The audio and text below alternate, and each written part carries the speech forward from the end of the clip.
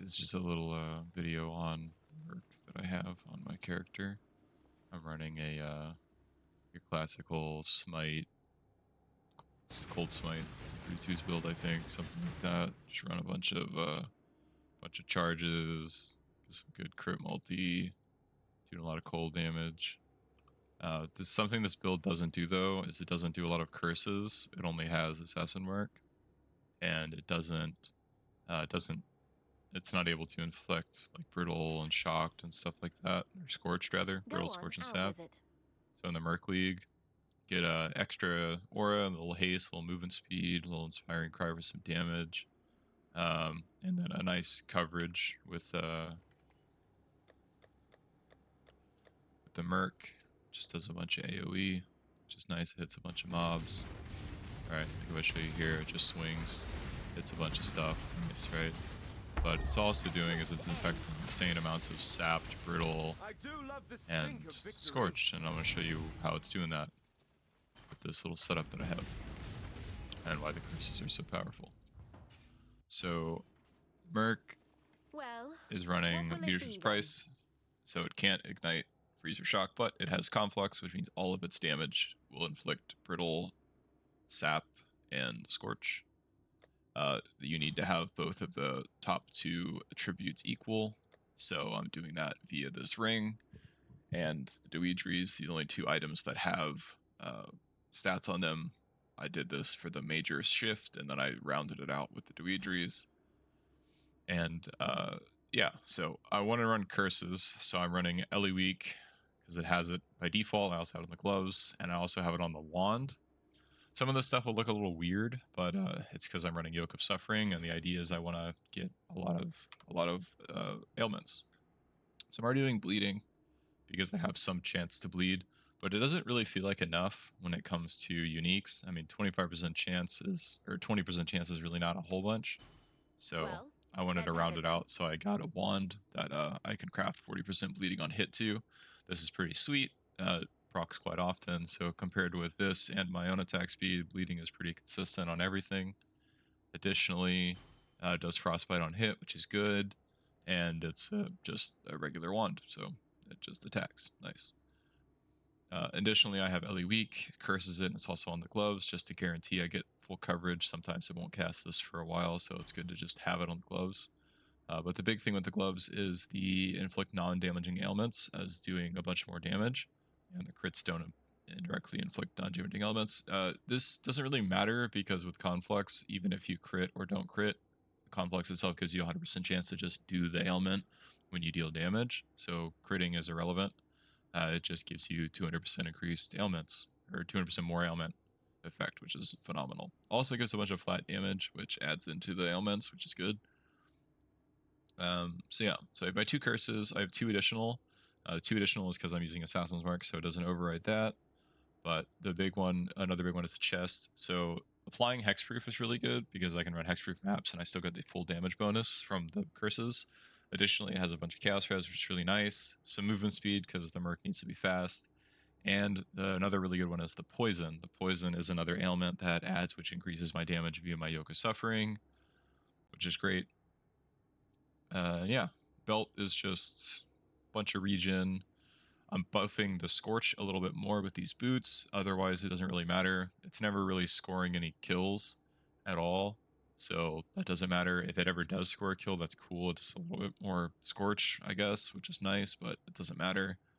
The shield is also more ailment effect, just guaranteeing that I hit the cap of the ailment, even though it's really not doing that much damage. And it also has some curse effect on it. A little bit of armor, because why not? Probably should replace the armor with damage. In Back fact, to the I'll do that right grind, I now, because suppose. damage will ultimately just give it higher conflict stuff. So I'm just going to give it some more damage. Anyway, Go on, out with it. the helmet is really great. It's a phenomenal helmet. Just a bunch of resistances, as much as you possibly can get. Any kind of curse effect you want. And then my favorite mod is enemies you've hit recently have 65% reduced life regeneration rate.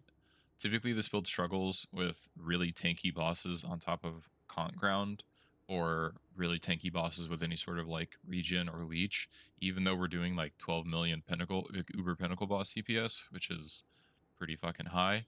It still struggles with that sometimes when I run some crazy Titanic Scarab stuff. So getting that reduced life regen, even on the first tier, is good enough to counteract that. So I just went with that. That's pretty much the whole merc. That's really what it does. You get your two stats equal. It has conflux. It has a whole bunch of increased ailment effect through the gloves and the shield. You get a bunch of curse effect through the shield and the helmet. It applies through hexproof. It does poison. It does bleeding. It does 3 others. So it's doing 5 ailments. It's crazy tanky because the reses are completely capped. I've actually never had this thing die a single time unless I get completely shit on. I think the only thing that it's killed it was a Sanctuary boss when it also had a synthesis and Maven. Or yeah. So it was those 3, and then it died. But I also got completely obliterated on that map. So is what it is. Anyway, that's my merc. It's really powerful. If I load up POB, I can actually show you what it does. It's kind of nuts. If I go to my configuration and I add in like, well, I could just show you pretty much what happens when I add in anything.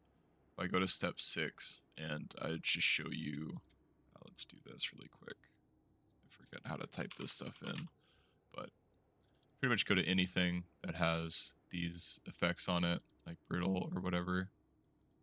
You can add in this, right? And it'll show you what it's actually doing. So adding this conflux, it's not working. I think I have to adjust my attributes. Let's say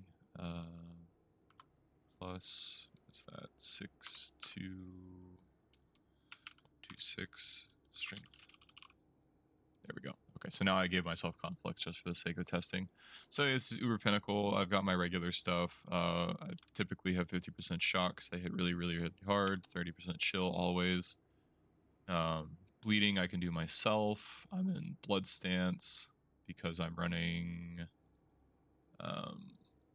I don't have this thing set up properly. I'm running blood and sand.